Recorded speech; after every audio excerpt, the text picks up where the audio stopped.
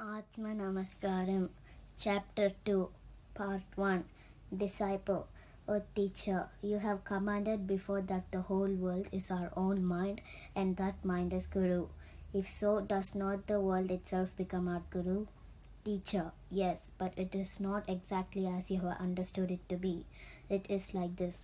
On account of the Maya described in the previous chapter, you get two different conceptions of Guru. The first is Karna, the second is Karya. In this way only, when these two states unite, can the world exist. Therefore, we must know what Karna is and what Karya is. Then Karya means anything that comes through or can be got through experience or consequence. In which manner it comes or at what way it is got and the effort we put to is all form of the Karna. Disciple. Swamiji, can there be these two states if there is no world?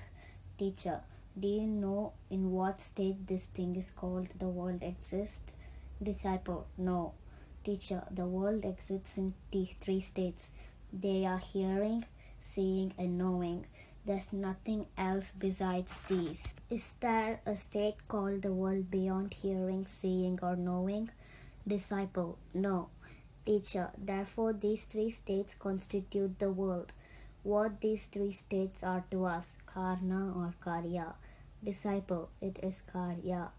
Teacher, then what is the world? Disciple, it is Karya. Teacher, then what do we require to hear or to see or to know the world? Disciple, we must have mind. Teacher, if there is no mind, is it possible to hear or to see or to know anything? Disciple, not possible. Teacher, therefore, what is the Karna for hearing, seeing and knowing all these things? Disciple, mind. Teacher, so the mind is Karna and all the other things are Karya. It is like this. You want urgently 10 rupees. You don't have it with you for the time being. You know your friend has it. If you should get the required amount from him, what should you do? Disciple, I must ask him. Teacher, when you ask him, you got it. When you got it, is it Karya or Karna? Disciple, it is Karya. Teacher, what is its Karna? Disciple, the request. Teacher, hence whatever we get is the Karya and what endeavor to get at this Karna. So what is endeavor here? Disciple, the request. Teacher, when did this request come from? Disciple, from the mind. Teacher, so what is the Karna? Disciple, mind. Teacher, so Karna is one's own mind and Karya is the world. World is that which contains all beings. That is from Brahma downwards to the ant.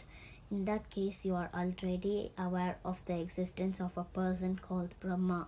Brahma himself gives you an Upadesa. If you don't follow that Upadesa, will you get any benefit out of it? Disciple, no. Teacher, suppose an ant gives you an Upadesa. If you don't follow it up, will you get any benefit? Disciple, no.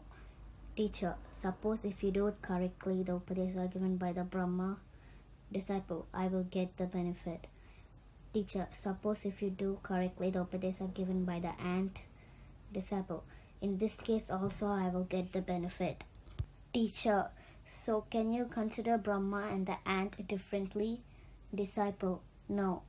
Teacher, it is because if you do not act thinking that the Upadesa has been given by the great being, the creator Brahma himself, you will not get the benefit. If you act thinking that the Upadesa has given by a small insignificant being, the ant, you still won't be able to get the benefit. That is why it is said that there is no difference between Brahma and the ant. But from where do we get the benefit? Disciple, from our work. Teacher, from where does the work come? Disciple, from the mind. Teacher, if you don't have a mind like that, could you have a work or a Brahma or an ant or even this world? Disciple, no. Teacher, that is why it is said that the mind is the cause for Bandha Moksha and there's no such thing as Guru-Shishya relationship. One's mind is one's own Guru. Tell where is the location of the Guru, the mind. Disciple, it is in my hridayam or heart. Disciple, show me by pinpointing the so-called location of the heart. Disciple, here inside my chest near the depression between the two breasts. Teacher, that can never be called hridayam. Is not the hridayam the seat of the mind? Disciple, yes. Teacher, then if there is no mind, can there be any srishti? Disciple, no. Teacher, then does an infant body born today has mind or not? Disciple, yes. Teacher, does it not cry or suck milk? Disciple, yes. Teacher, does that baby cry or suck milk when it sleeps? Disciple, no. Teacher, why? Disciple, then it has no memory then. Teacher, why? What is then absent in it? Disciple, then there is nothing. Teacher, how can we say that there is nothing? If we say there is nothing in it, does it not become a corpse? Therefore, what is there in it? Disciple, there is Shiva in it. Teacher, then when Shiva is alone present, can anything like this be seen, heard or known? Disciple, no. Teacher, can Shiva hear, see or know anything? Disciple, no. Teacher, then what should be present to hear, see or know anything? Disciple, mind. Teacher, if there is no mind, can anything be seen or heard or known? Disciple, no. Teacher, then was mind present during sleep?